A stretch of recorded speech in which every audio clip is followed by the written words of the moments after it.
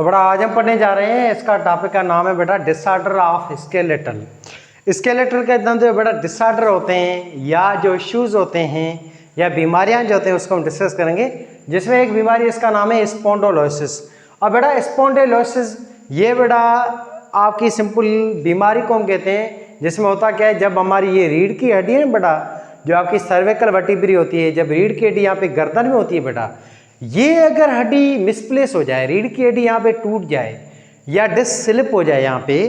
तो इसकी नतीजे में क्या होगा, हमारे गर्दन में दर्द होगा। उस गर्दन के दर्द को हम कहते हैं स्पॉन्डिलोसिस, और ये कॉमन होता है यहीं पे है गर्दन के अंदर। और इसके पीछे रीज़न है बेटा, हमारा जो बॉडी का पोजीशन है, हम गलत तरीके से सोते हैं, जब तकिया बड़ा सा रखते हैं उसकी वजह से भी होता है, या इसके अलावा गाड़ी वगैरह स्पीड से चलाएं बगैर किसी केयर के, एक्सीडेंट वगैरह हो जाए और एक्सीडेंट टाइम कोई ज़ोर से चीज़ यहाँ पे हिट कर जाए, इसके नतीजे में हड्डियाँ जो है अपनी वर्टिब्रल कॉलम वो स्लिप हो जाएं, या वो उसमें से कुछ उसी कार्टिलेज होती हैं बीच में, आपकी ये वर्टिब्रल कॉलम के बीच में ये कार्टिलेज अगर टूट जाए, मिसप्लेस हो जाएं, तो इसकी नतीजे हड्डियाँ जो है ना वो मिसप्लेस हो जाएंगी। और ये वर्टिब्रल कॉलम के अंदर बड़ा स्पाइनल कार्ड होता है आपका, जो कि ब्रेन से मैसेज आता है, नीचे धड़ में कनेक्ट करता है सारी, इस पे प्रेशर पड़ेगा, दबाव पड़ेगा, इसके नीचे आपके ये पूरा पेन है ना वो आपके गर्दन में भी होगा, और सामने चलकर ये पेन जो है अपनी इस दो आर्म्स के अंदर भी होगा, और इसी चीज़ को हम कहते हैं स्पॉन्डिलोसिस। अब इसका मतलब क्या है, डीजनरेशन या change in vertebrae in our अपनी सर्विकल वर्टिब्री में, डीजनरेशन ऑफ बोन्स और डिस्क इन नेक। इसके अलावा बेटा ड्यू टू, इसका और भी रीज़न है एजिंग, उम्र का बढ़ जाना, इसमें भी होता है, ये कॉमन सारे रीजन्स हैं। Due to ageing, overweight, obesity, accident, over use, ये सारी चीज़ें इसके कारण होते हैं। Cervical, thoracic, lumbar. अब ये जो होता है ना स्पॉन्डिलोसिस, ये तीनों जगह पे हो सकता है, ये गर्दन में भी होता है बेटा, छाती में भी ये डिस्क स्लिप होती है, और लंबर पेट के अंदर भी ये हो सकती है। कॉमन जो होते हैं वो ये हैं, आपकी ये गर्दन है ज़्यादातर कॉमन, दूसरा आता है अपना लंबर या पेट के बाद। रिएक्शन देखें तो इसका इलाज क्या है बेटा, इसका इलाज आपने देखा होगा, डॉक्टर जो है ना वो पट्टा बांधेगा, बड़ा सा ये पट्टा बांधेगा, जो आपका जो भी सर है ना बेटा, ये हेड, उसका पूरा वजन वो पट्टा उठाएगा, पट्टा वो डायरेक्ट वजन देगा आपके शोल्डर को, ताकि ये जो अपना जो गर्दन है अपनी, इसमें हड्डी ये जो साइड में स्लिप हो गई है, इस पे वजन आ जाए, और ज़्यादा स्लिप ना हो जाए, स्पाइन कार्ड पे कोई इशू ना आ जाए, स्पाइन कार्ड ज़्यादा डैमेज ना हो जाए, हमारा निचला धड़ काम करना ना छोड़ दे। तो इस चीज़ से बचने के लिए वेट जो है ना सर का ये पूरा दिया जाता है इस प्लास्टर के ऊपर। फिर उसके बाद डॉक्टर जो है वो दवाई देगा, गोलियाँ देगा, पेन किलर वगैरह हैं, और मसल को रिलैक्स कराने वाली, मसल्स को जो ठीक करने वाली, मसल की जो स्ट्रेन है या उसमें ज़्यादा खिंचाव वगैरह आया टेंडन वगैरह में, उसको कम करने वाली टेबलेट्स वगैरह देगा। फिर ये बर्फ़ वगैरह है, गर्म चीज़ें, गर्माश वगैरह करना, ताकि ब्लड की रेगुलेशन प्रॉपर हो सके, और हड्डी जो है फिजियोथेरापी की जाएगी उसके ज़रिए, ये जो कार्टिलेज है अगर थोड़ी स्लिप हो गई है, मिसप्लेस हो गई है, वो अपनी जगह पे आ जाएगी। ये सारे इसके क्या हैं, सारे आपके ये ट्रीटमेंट्स होते हैं या इलाज होते हैं। दूसरी चीज़ हम देखें सियाटिका। बेटा सियाटिका जो ये होती है, अगर हमारी बॉडी में ये वर्टिब्रल कॉलम की जो हड्डी है वो स्लिप हो जाए, कहाँ की, दुन वाली, हिप रीजन में, लंबर रीजन में, यहाँ वाली स्लिप हो जाए, तो इसके नतीजे होगा क्या, हमारी जो टांग होती है बेटा, टांग, हमारी जो टांग होती है उस टांग में नर्व आती है, ये बेटा हमारी टांग है, ये दुने, और यहाँ से आती है ये टांग, आपकी टांग में एक नर्व होती है, इस टांग वाली नर्व को हम कहते हैं सियाटिक नर्व या लेग नर्व। और ये नर्व अपनी बॉडी की सबसे बड़ी नर्व है, सबसे मोटे से मोटी नर्व भी ये है, इसकी साइज 1 मीटर तक होती है, तभी इसको कहते हैं longest nerve of human body. और ये टोटल नर्व 2 होती हैं सियाटिक नर्व, एक अपनी एक टांग में, एक दूसरी होती है दूसरी टांग में। और ये जो बड़ा सियाटिक नर्व होती है ना, टांग की नर्व, ये मैसेज आती है आपके स्पाइन कार्ड से, और स्पाइन कार्ड को मैसेज ब्रेन देता है। आपकी टांगें जो चलती हैं ना, आप टांगों के जरिए मूवमेंट करते हैं, लोकोमोशन करते हैं, ये कराने वाली, टांगों को हुक्म देने वाली, ये सारा ब्रेन का हुक्म पहुंचाने वाली सियाटिक नर्व होती है। और ये जो नर्व निकलती है यहाँ से बेटा निकलती है सेक्रम रीजन और लंबर रीजन से। ये आपकी जो हड्डी है ना, जिसको हम कहते हैं आपकी हिप रीजन, यहाँ पे आपका होता है वर्टिब्रल कॉलम, और ये वर्टिब्रल कॉलम की हड्डियाँ होती है जिसको सेक्रम, और ऊपर होती हैं पेट में जिसको लंबर कहते हैं। यहाँ से बेटा ये नर्व निकलती है टोटल 5, आपकी सेक्रम जो है यहाँ से 3 और ऊपर 2 निकलती हैं नर्व, ये तारें, इनको हम कहते हैं आपकी नर्व रूट्स, ये 5 नर्व रूट्स होती हैं, छोटी छोटी रूट्स होती हैं, ये मेसेल आती हैं और ये 5 ही नर्व रूट जो है सामने चलकर ये मिल जाती हैं, जिसके नतीजे में एक नर्व बनती है और इस एक नर्व को हम कहते हैं सियाटिक नर्व। आपकी एक सियाटिक नर्व 5 छोटी छोटी नर्व रूट्स या छोटी तारों की बनी हुई है। अब यहाँ की हड्डी जब स्लिप हो जाए हमारी लंबर वर्टिब्री या सेकंड वर्टिब्री एक्सीडेंट या ट्रामा की वजह से, तो इस पे दबाव पड़ेगा, आपकी ये जो है ना नर्व रूट्स हैं सियाटिक नर्व, इस पे दबाव पड़ेगा, जिसके नतीजे में क्या होगा, हमारी पूरी टांग में पेन होगा, अपने घुटनों में पेन होगा, पाँव में, पूरी टांग में शदीद दर्द होगा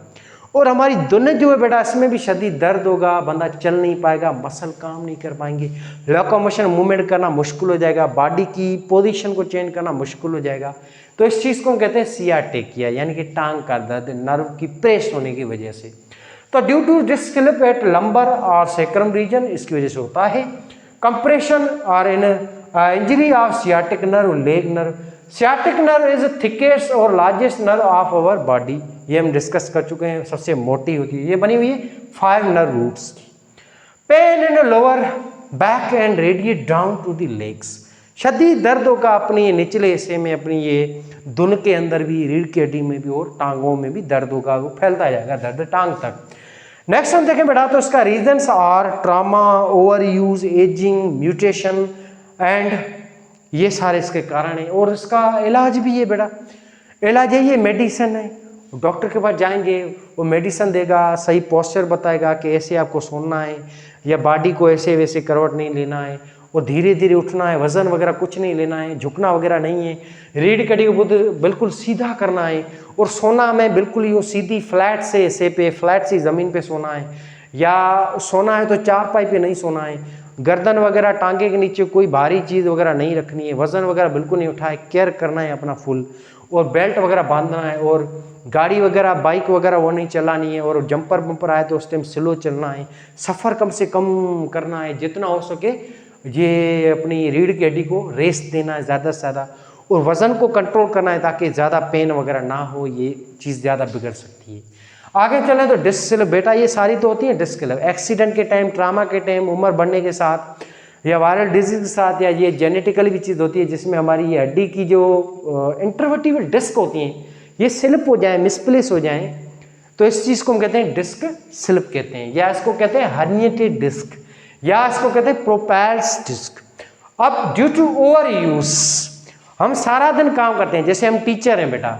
या मजदूर तबका है, तो हम जो सारा दिन काम करते हैं, सारा दिन हमारी रीढ़ की हड्डी बेचारी यूज़ हो रही है, तो इसमें हो सकती है डिस्क स्लिप बेटा। इसके अलावा यूँ झुकना, ज़्यादातर यूँ झुकने से भी डिस्क स्लिप होती है, या सोते हैं तो चारपाई जो होती है, वो चारपाई में क्या होता है कि हमारी ये निचला जो सा है ना, ये लोअर एब्डोमिनल रीजन ये नीचे होता है, सर जो इसके ऊपर यूँ बड़ा सा तकिया देते हैं, तो होगी जाहिर सी बात है डिस्क स्लिप ही होगी बेटा इससे।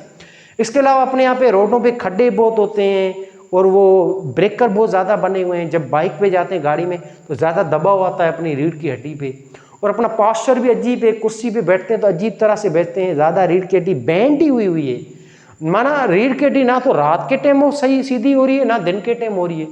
तो जाहिर सी बात है डिस्क स्लिप के चांसेस बढ़ रहे हैं। अभी ज़्यादा जो है डिस्क स्लिप कॉमन है, हम इंडियंस हैं, पाकिस्तानी हैं, इन सब के अंदर, Pakistani, Indian, Bangladeshi, south Asian सब के अंदर।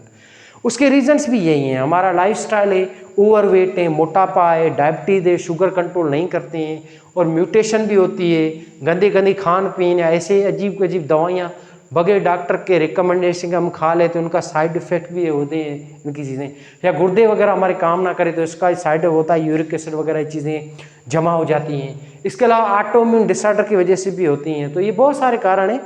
ये सारे कारण हैं जिसकी वजह से डिस्क स्लिप होता है।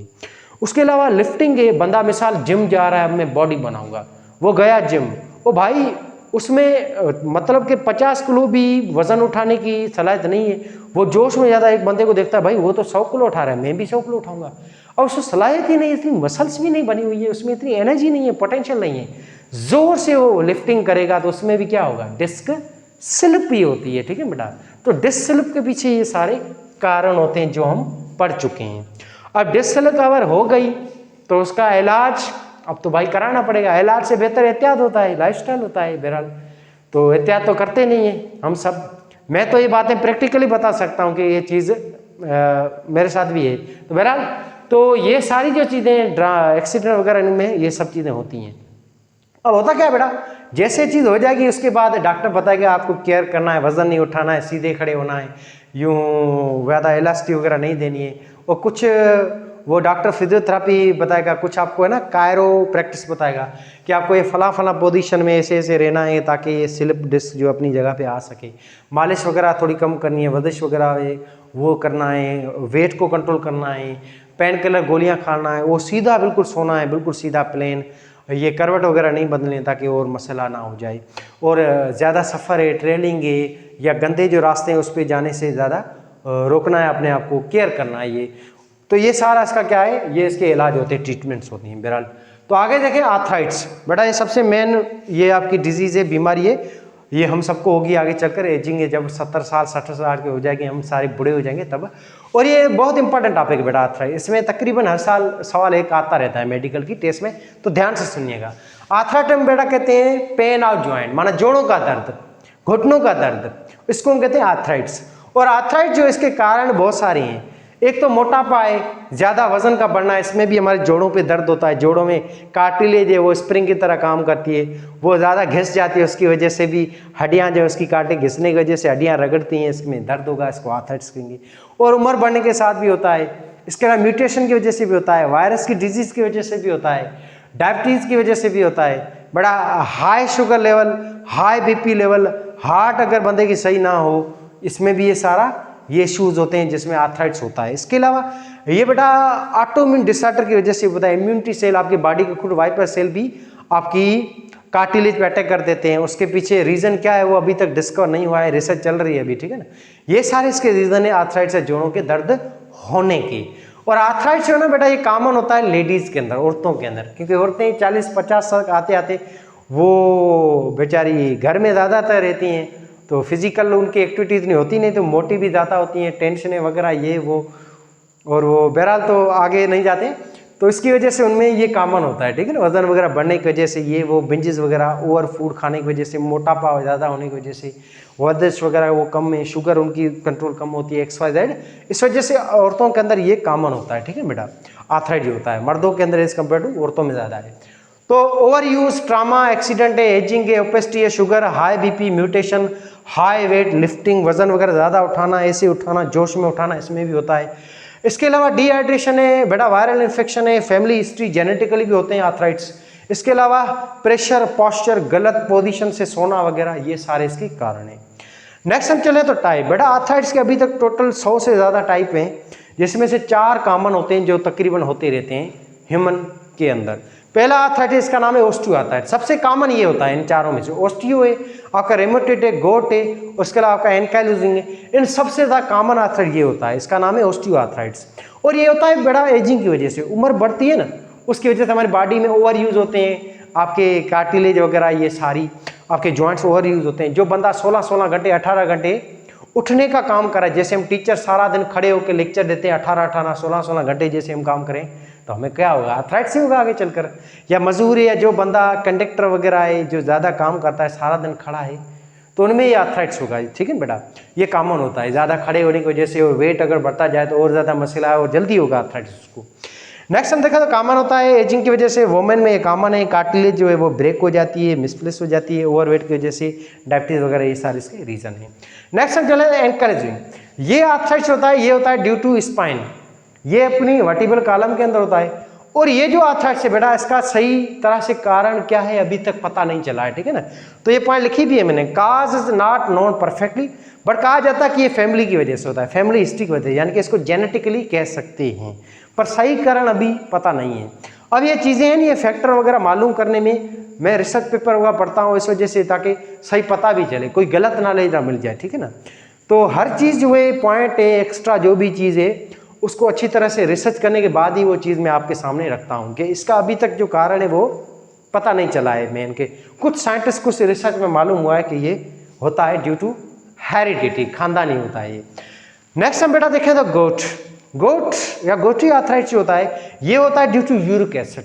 इसका कारण होता है यूरिक एसिड। यूरिक एसिड जब खून में ज़्यादा हो जाए और वो जमा हो जाए कार्टिलेज वगैरह के अंदर, तो इसकी वजह से कार्टिलेज में क्रिस्टल बन जाएंगे, कैसे कार्टिलेज जो है नॉन फ्लेक्सिबल हो जाएगी, रिजिड हो जाएगी, सख्त हो जाएगी, फ्लेक्सिबिलिटी वगैरह नहीं हो जाएगी, शॉक वगैरह एब्जॉर्ब नहीं हो सका, इस वजह से जॉइंट्स में दर्द होगा और इसको हम कहेंगे गॉटी